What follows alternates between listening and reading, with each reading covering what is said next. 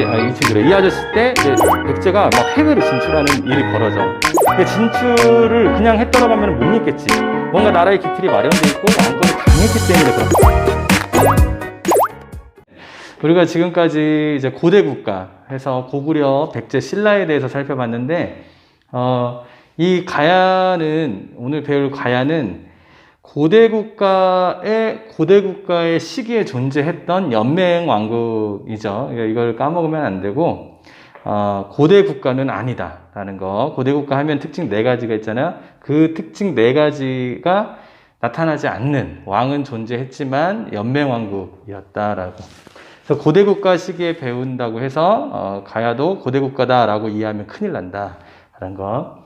자, 이제 가야에 대해서 본격적으로 배워보도록 할게.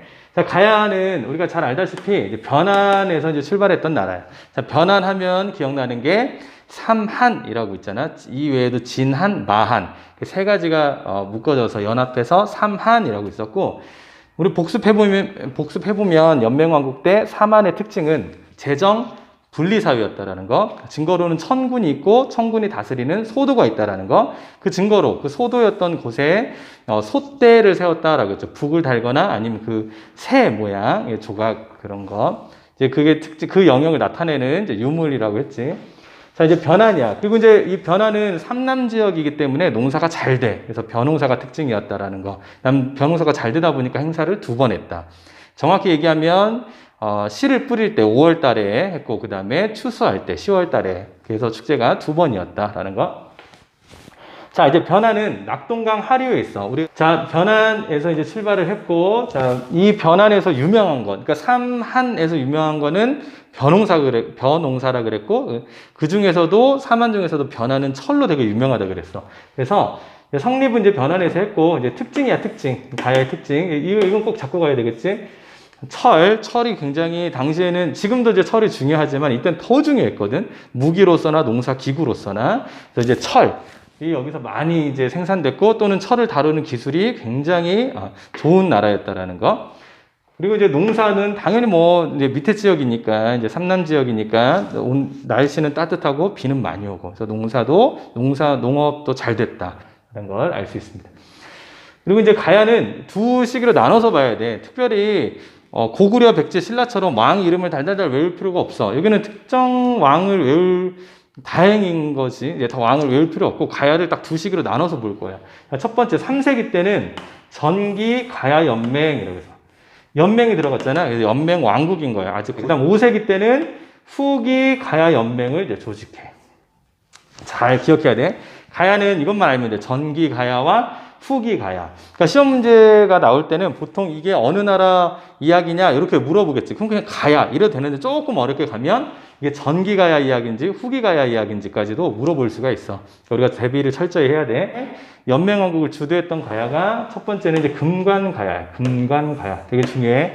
전기 가야 연맹을 주도했던 가야는 금관 가야고 이 나라는 김해라는 지역에 있어. 김해. 지도가 되게 중요할 거야.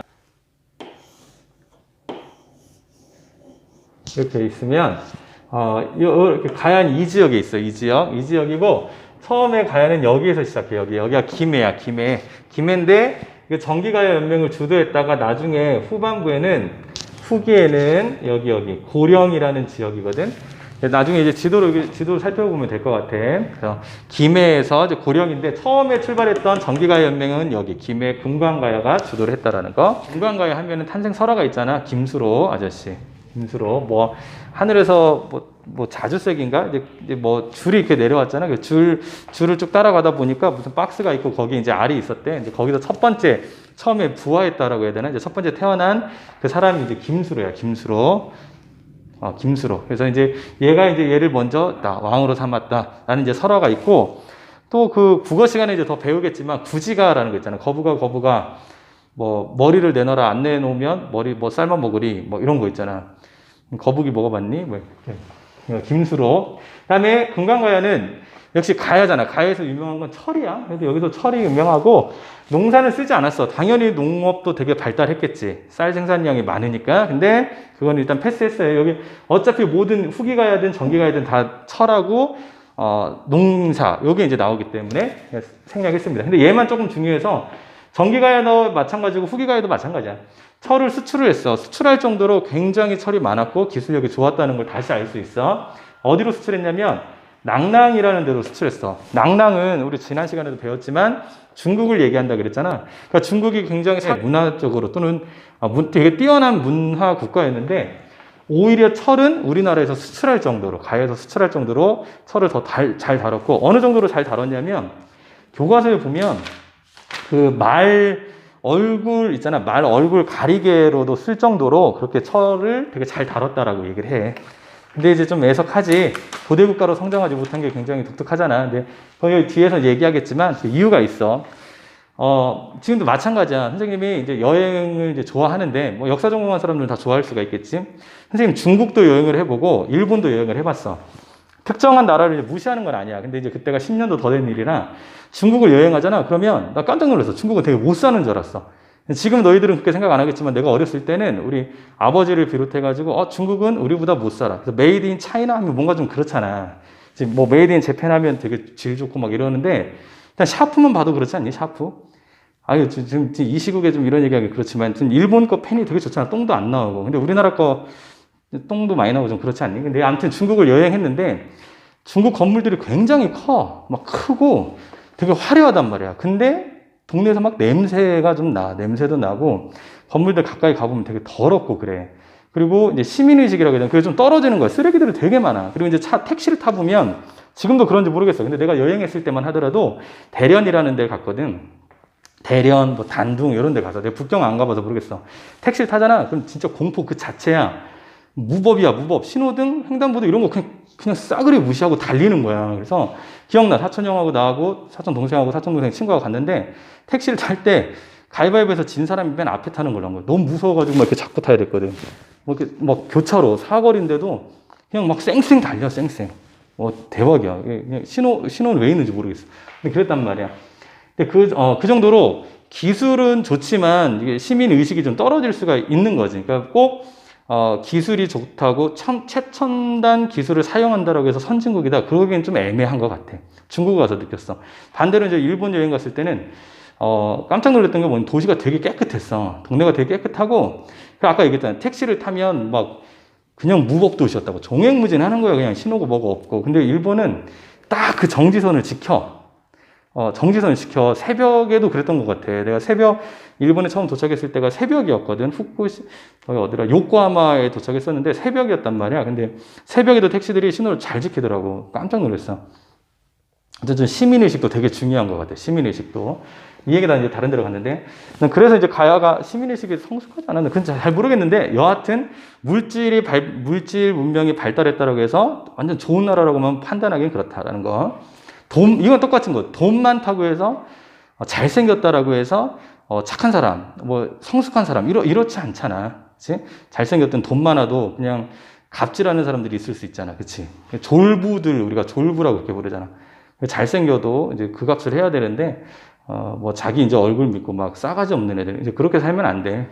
자, 아무튼 이렇게 해서 그 다음 또 일본에도 철을 수출했어. 일본은 오케이, 인정해. 왜냐면 일본은 지금 일본이 아니야. 이때는 이제 왜라고 부를 정도로 아직 일본이 통일국가가 없는 시대야. 통일국가가 없는 시대고 아직 통일국가 되려면 좀 한참 남았어. 뭐, 나라 시대. 헤이안 시대 이렇게 해서 이제 통일하는 시대가 나오는데 그때까지만 하더라도 아직 되게 분열된 나라였단 말이야. 얘네들이 철을 생산할 수 있는 능력이 없어가지고 그 철 기술자들이나 아니면 철을 많이 이렇게 수입해 갔단 말이야. 그 정도로 발전하지 못했던 나라예요. 지난 시간에 백제 때인가 얘기했잖아. 그랬던 나라가 일본이 그 얘기를 해. 일본 석이라는 책이야. 그것도 나중에 후대에 지어진 책인데 되게 재밌는 거는 일본이라는 나라는 일본 서기라는 책이 만들어졌을 때 나오거든, 국호가. 그러니까 나중에 나오는 거야. 나라 시대, 뭐 해안 시대. 요때 이제 일본이라는 단어를 쓰는데도 불구하고 요때 시대에도 일본이라는 나라가 있었던 것처럼 쓰고 있어. 그러니까 역사 왜곡인 거지. 그런데 이렇게 발전하지 못했던 나라가 한반도, 그것도 문명이 이렇게 발전했던 가야, 심지어는 백제까지도 그래. 백제까지도 얘네들이 영향력을 끼쳤다라고 해. 가야는 뭐 자기네 땅이었다라 그러고 한반도 남부가 가능하겠냐는 거지. 이게 이렇게 수준이 많이 차이 나는 시대인데, 그리고 4세기 때 근초고왕 때 배웠잖아. 한자도 글도 몰라가지고 아직도 한자를 몰라. 그래서 아직기를 파견할 정도로 낙후되어 있었던 국가가 한반도 남부를 점령했다. 더 이상 얘기할 가치가 없어. 그것만으로 게임 끝나는 거지. 뭐 왈가왈부 할 게 없단 말이야. 자, 가야는 이제 철을 대상으로 해서 중개무역을 해.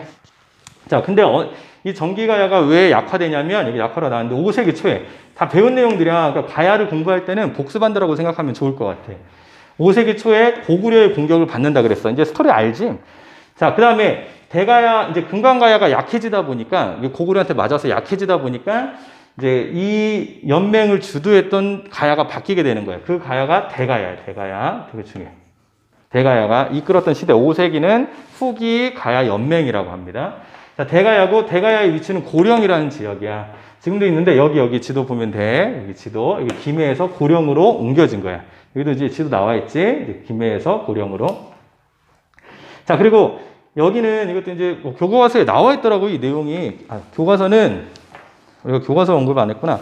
164페이지에서부터 169페이지야. 169페이지고, 중간에 168페이지는 고대 국가의 특징을 설명한 거야. 그래서 우리가 고구려 했던 그 시간에 했던 부분이지.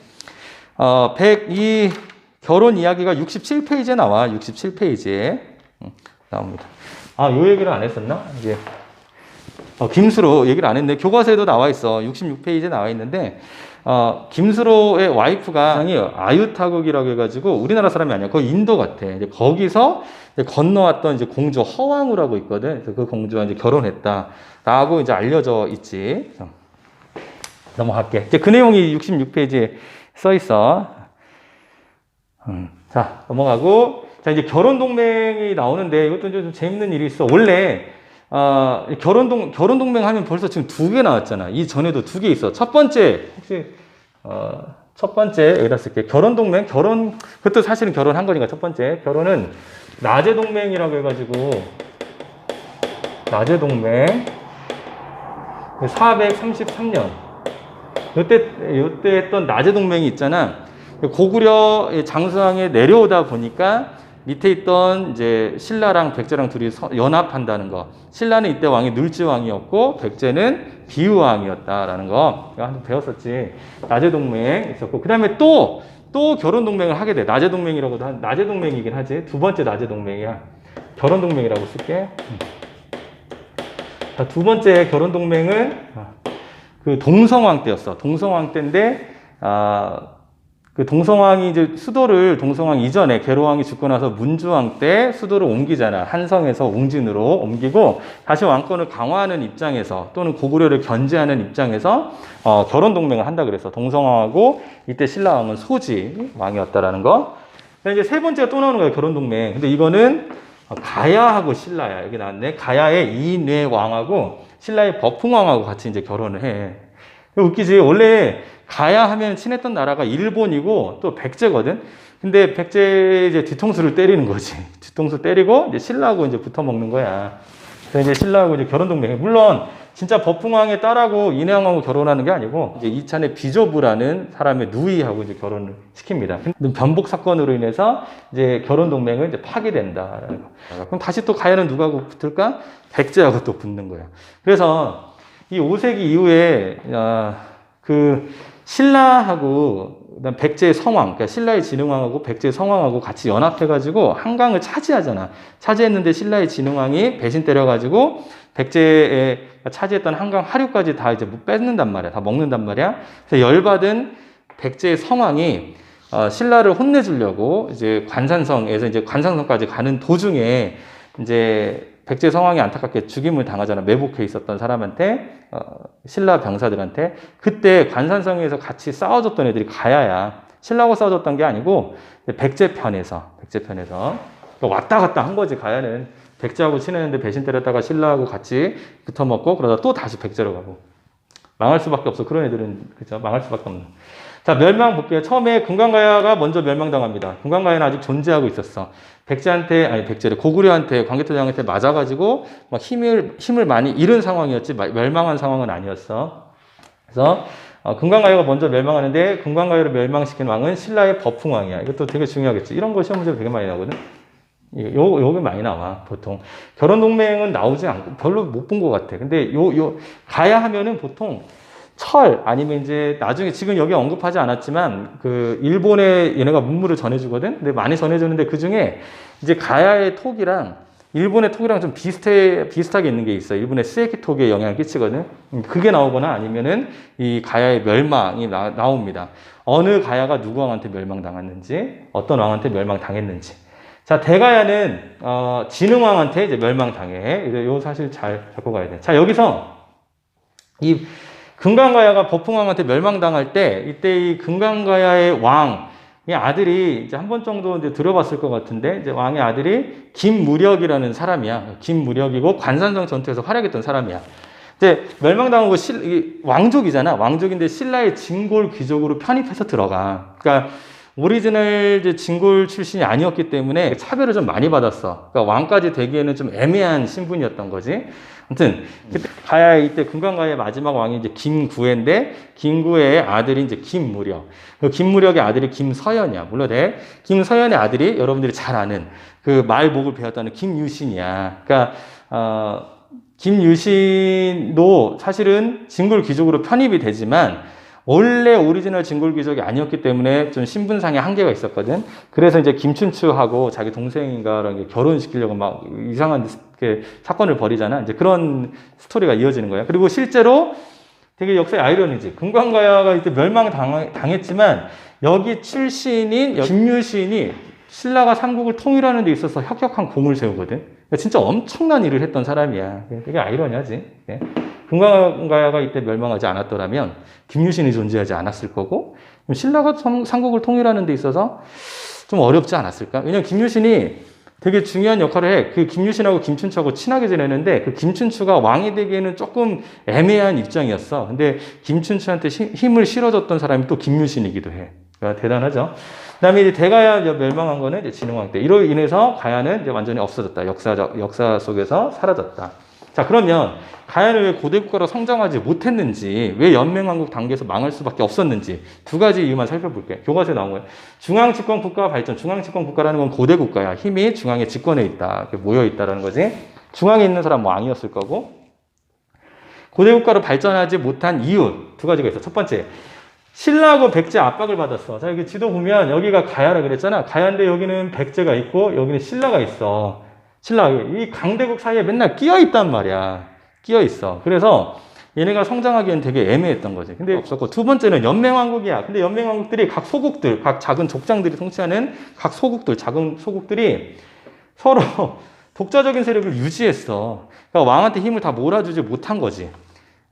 물론 이제 얘네들이 그렇게 이제 전기가야나 후기가야나 그럴 만한 힘도 없었어. 재밌는 거는 여기서 언급을 안 했는데 처음에 이제 그러니까 전기가야 연맹이 이제 만들어진 계기가 금강가야가 클 수밖에 없었던 사건이 벌어졌었거든. 그러니까 그것도 좀 운이 작용했던 것 같아. 포상팔국이라고 해가지고 포는 이제 해안가를 얘기하는 거야. 그래서 해안가에 있는 뭐 뭐 해안가 윗상자를 쓰거든. 그러니까 8개의 포상팔국이 이 금강가야를 굉장히 괴롭혔어. 뿐만 아니라 신라도 괴롭힌 거야. 그래서 신라가 와가지고 되게 혼내줬단 말이야. 혼내줬어. 그게 신라 10대 왕인가 그랬던 것 같은데 와가지고 혼내주는 바람에 그 바람에 포상팔국을 때리면서 이제 조금 인정받았던 가야 연맹에서 인정받았던 나라가 등장하는데 그게 금강가야였던 거야. 요렇게 형성이 돼. 그러니까 연맹 왕국 중에서도 전기가야 그러니까 연맹에서 주도했던 나라가 등장했는데 그게 금강가야인데 그럼 포상팔국에 나는 진압하면서 크게 된 거지. 그리고서는 이제 금강가야가 좀 더 이제 고대 국가로 가는 데 있어서 뭐 한 걸음 한 걸음 전철을 밟았겠지만 안타깝게도 이제 일본이 신라를 공격하면서 그리고 그때 마침 광개토 대왕이었잖아. 엄청 얻어 터지는 바람에 더 성장하는 데 좀 문제가 생겼던 것 같아. 그러니까 이제 국제적인 관계도 굉장히 중요한 거지. 한 나라가 발전하느냐 못하느냐에 따라서. 우리도 미국 경제에 영향을 되게 많이 받잖아. 그리고 이제 자본주의 국가고 하다 보니까 전 세계하고 연결돼 있어, 경제가. 우리만 잘 살아야지 그게 안 돼. 그래서 뭐 그리스나 유럽의 어떤 사건, 뭐 유럽이 망했다, 뭐 이것뿐만 아니라 어떤 한 사건만으로도, 미국의 어떤 사건만으로도 우리나라의 경제에 굉장히 큰 영향을 끼치거든. 이렇게 해서 오늘 이제 가야까지 살펴봤습니다. 자, 이번 시간은 이제 우리가 고대 국가를 다 살펴봤고, 신라라는 나라가 되게 오래 있단 말이에요. 그 시기를 구분한 이제 학자들이 등장해. 이것도 시험에 되게 많이 나오는 건데, 네, 신라 시대 천년을 이제 구분하는 이제 그 기준이 있거든. 그 기준을 얘기한 게 두 사람이 있어. 첫 번째는 삼국사기를 쓴, 김부식 아저씨야. 둘 다 공교롭게도 고려 때 사람이야. 김부식 아저씨고, 두 번째 삼국유사 책인데 이 책을 쓴 사람은 스님이야. 이련. 이게 당군왕검 이야기 나왔다 그랬잖아. 이렇게 되겠어. 이 사람은 스님이기 때문에 이제 그게 좀 반영되게 스님 이제 뭔가 불교가 반영됐겠지. 반영돼서 신라 시대로 이제 시기를 구분하는 거야. 그 기준으로 인해서. 자, 먼저 김부식 아저씨가 이제 얘기한 대로 한번 해볼게요. 김부식 아저씨는 신라 시대를 혈통으로 구분했어요. 혈통으로 구분했고, 삼국유사를 쓴 이련 아저씨는 왕의 명칭, 그러니까 왕호지, 그러니까 그거 왕의 명칭으로 신라 시대를 구분했어. 먼저 삼국사기를 살펴볼게. 삼국사기는 신라를 상대, 중대, 하대로 나눠. 너무 기니까 상대, 중대, 하대로 나눠. 상대는 무슨 기준으로 나눴냐면 왕을 성골 출신들만 왕을 했던 시대로 나누는 거야. 그 성골 출신들, 거룩한 뼈다귀라 그랬잖아. 처음에 박혁거세에서부터 진덕여왕 때까지가 성골이었어. 진덕여왕 이후에는 성골에 이제 대가 끊겨, 아들이 없어. 그래서 자연스럽게 성골은 몰락하는 거지. 없는 거야, 성골은. 그래서 이제 진골만 남기 때문에 그 다음 시기는 이제 중대인데 진골 출신들이 이제 왕을 하게 되는 거야. 이때가 사실 신라의 전성기야, 거의 전성기야, 완전 전성기야, 중대. 그리고 물론 이때도 진흥왕 때가 있었지만 사실 이제 신라가 이때 통일을 하거든. 이때 통일을 해서 그래. 중대가 전성기였다라는 거. 그리고 이때 최초로 진골 출신이 왕이 되는 사람이 나와. 그러니까 최초로 진골 출신으로서 왕이 되는 사람이 김춘추야. 그 사람이 태종 무열왕이라 그래. 그래서 무열왕의 후손들이 왕을 했던 시대. 진골 출신이거든. 무열왕의 후손들이 왕을 했던 시대라고 해서 무열계 직계 진골이라 그래. 무열계 큰아들만 하는 거니까. 당연히 처음 왕은 무열왕이었겠지. 무열왕에서 이제 해공왕 때까지. 자, 해공왕은 이제 암살당해. 왜냐면 이렇게 생각하면 돼. 진골이 되게 많을 거 아니야. 성골이야 뭐 별로 없었지만 진골은 얘도 진골, 나도 진골, 쟤도 진골 막 이러다 보니까 서로 욕심이 생긴 거지. 야, 왜 네 무열왕, 니네 가족만 왕을 하냐. 우리도 왕 할래. 라고 해가지고 그런 좀 귀족들이, 진골 귀족들이 이제 부하가 난 거지. 심술이 나가지고 해공왕을 죽여. 그때부터는 생각해봐. 그럼 왕권이 어떻게 될까? 되게 정치가 혼란스럽겠지. 말 그대로 이 해공왕이 죽고 난 이후부터는 신라는 완전히 급격히 쇠락하게 돼. 이제 망하게 되는 거야. 망하는 길로 이제 가는 거지. 그게 이제 하대야. 하대는 또 역시 여전히 진골이야. 성골은 이제 없어진 거니까. 진골 출신이야. 근데 진골 출신인데 우리 내무랑 기억나니? 마이워터 킹에서. 그 내물의 직손들은 이제 직계는 이제 성골이니까 걔네들이 사실은 성골이니까 없고 그 반계라 그래. 그게 작은 아빠 쪽. 그래서 작은 아빠에서 큰 아들이 아니라 또 작은 아들 쪽. 뭐 이런 식으로 쭉 가는 애들 있지. 그 반계라 그래. 내물왕계의 진골들이 하는데 반계. 정확히 얘기하면 내물계 반계 진골이라 하겠지. 걔네가 이제 선덕왕이야. 선덕여왕 아니야. 얘 남자야. 선덕여왕은 따로 있어. 선덕여왕은 진덕여왕 바로 이전에 있었던 왕이고, 선덕왕 때부터 신라의 망하는 왕이 경순왕이야. 신라 때, 이제 경순왕 때 신라가 없어지거든. 망하거든, 완전히. 고려한테 신라를 갖다 바치는 거야, 고려 왕건한테. 그런데 나중에 이제 스토리를 좀 배우도록 할게. 이렇게 나눴어. 이렇게 나눈 사람은 김부식 아저씨야. 왕의 혈통으로 신라 시대를 상대, 중대, 하대로 나눴다라는 거. 상대는 성골이고 중대는 진골인데 무열왕계만 하는 진골. 그래서 무열계, 직계 진골. 하대는 무열계, 직계 진골 중에서 마지막 해공왕을 죽여버렸다 그랬잖아. 다른 진골들이 자기네들끼리 왕하려고 엄청나게 싸워 있대. 서로 귀족들끼리 싸운단 말이야. 귀족들, 쉽게 얘기하면 정치인들이 싸워, 자기네들끼리. 정치인을 왜 뽑았어? 우리 잘 살게 하려고, 우리 입장을 대변하려고 뽑았는데 그거 안 하고 막 지지고 볶고 지네끼리 싸워. 왕 되려고. 왕의 자리만 놓고 싸우는 거야. 똑같이 정치도. 대통령 하려고만, 국회의원 되려고만 이제 선거 때 막 이제 뭐 이상한 공약 같은 거 얘기하고 지키지도 않을 거 얘기하고 막 그러잖아. 그러면서 관심이 없는 거야. 민생 안정에 대해서는. 백성들이 잘 살고 백성들의 입장을 반영하고 이런 거 관심 없고 그런 걸로만 싸우는 거야. 서로 대통령 되려고, 국회의석 많이 차지하려고. 그 시간에 하나 더 좋은 법안이라도 만들려고 노력하고 좀 더 발로 뛰는 그런 정치인들이 필요한데 그런 사람이 없으면 망하는 거야. 이 시대가 그랬어요. 이 시대가.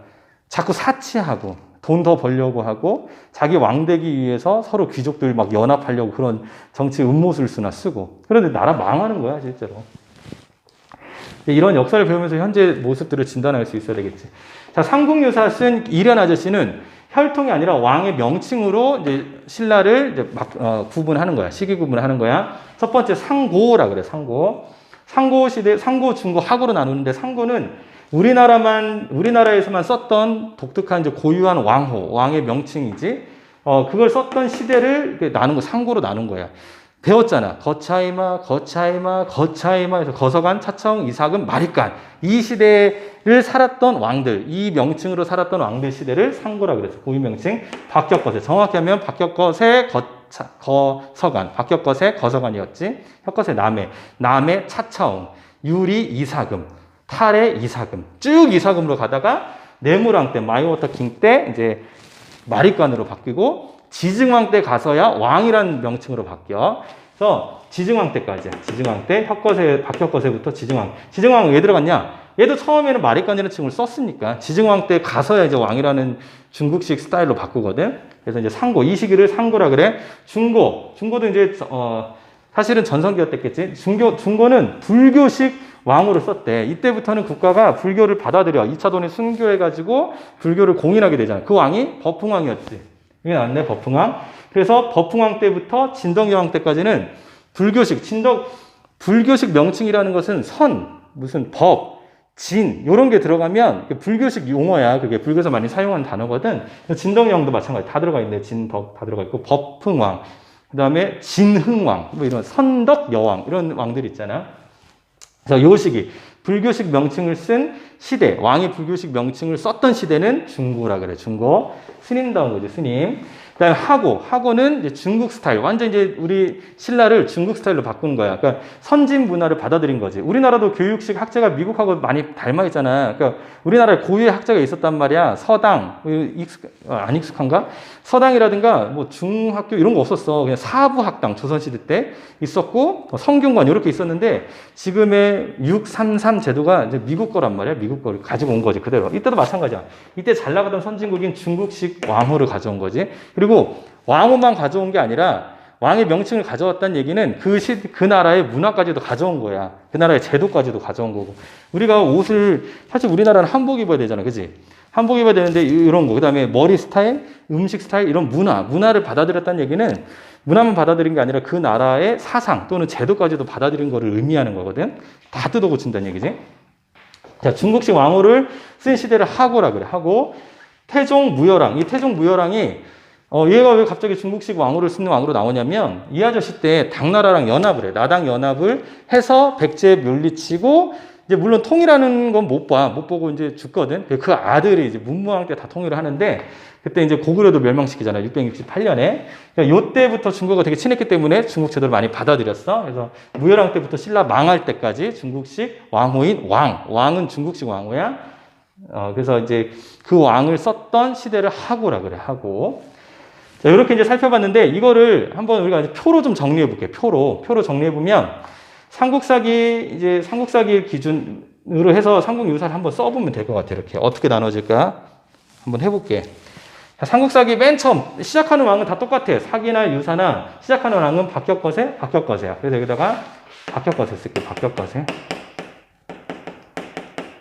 너무 기니까 앞으로 성만 쓸게. 박격거세야. 박격거세고, 그 다음에 끝나는 왕은 경순왕이네. 경순왕. 이렇게 쓸게. 이거 똑같이 경순왕. 여기다 좀 맞출까? 맞춰서 이렇게 쓰면 될 것 같아. 자, 보자. 상대 끝나는 왕이 여기 보면 진덕여왕이라 그랬지? 그럼 여기다 진이라고 쓸게. 여기. 진이라고 썼고, 중대 시작하는 왕이 무열왕이야. 그래서 무라고 쓸게. 무. 그 다음에 여기 중대 끝나는 왕은 진덕여왕, 어디지? 해공왕인데 이건 쓰지 않아도 될 것 같아. 자, 여기 볼게. 얘는 어디서 했냐면, 자, 이 상고를, 상고는 박혁거세에서 이제 지증왕까지래. 지증왕이라는 왕은 진덕여왕 이전에 있었던 왕이야. 그래서 나누려면 이렇게 나누면 될 것 같아. 이렇게 나누고, 여기서 한 번 더 이렇게 나눌 것 같아. 사실 이만큼 와야 되는데, 여기가 이제 진이 아니고,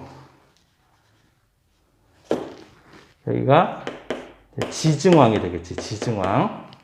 지증왕. 그리고 여기는 상고가 되겠지. 상고. 이렇게 되는 거야. 자, 중고 볼게. 중고는 법흥왕이야. 법흥왕. 법흥왕 진동여왕 이전에 있잖아. 법흥왕, 뭐 진흥왕, 이렇게 뭐 선덕여왕, 진동여왕 이렇게 있잖아. 그래서 여기는 처음에 시작하는 왕이니까 어디야? 법흥왕이네. 여기다 법흥왕. 법흥왕 하고 똑같이 어디? 진덕여왕에서 끝나잖아. 여기 겹쳐지는 부분이 있지? 예. 그러니까 상고는 박혁것에서 진덕여왕, 그러니까 상대는 박혁것에서 진덕여왕이잖아. 근데 여기 이제 상공유사 기준으로는 박혁것에서 진덕여왕까지 있잖아. 이 두 시기 상대 안에 상고하고 중고가 다 들어가 있는 거야. 그래서 여기서 나눈 거예요. 이렇게. 그리고 중고의 시작이 이상하게 된다. 아무튼 중고의 시작이 법흥왕이야. 법흥왕에서 끝나는 시간, 끝나는 때는 여기 진덕여왕. 이렇게 나눌 수 있네. 그 여기는 다 하고라고 할 수 있어. 이렇게. 구분해 보면 이렇게 되겠지? 상대, 정확히 하면 그럼 이렇게 되겠지? 상대 그 빼고 상고, 중고, 중대, 하대. 이렇게 네 시기로 굳이 하자면 할 수 있는 거야. 상대 안에 삼국사기에서 나눈 상대 안에 삼국유사의 상고, 중고가 들어가는 거야. 또 이렇게 보면 되지. 삼국유사의 하고 안에는 삼국사기의 중대, 하대가 다 들어가는 거야. 다 들어가는 거. 여기 해보면 여기 해공왕이잖아. 해공왕. 해공왕. 그리고 여기는 선덕왕. 여기는 선덕왕. 이렇게. 그치? 마치는 왕은 경덕왕. 이렇게. 자, 우리가 이제 삼국사기, 삼국유사에서 신라의 시대 구분을 하는 거 어떻게 하는지, 어떤 다른 점이 있는지 살펴봤어.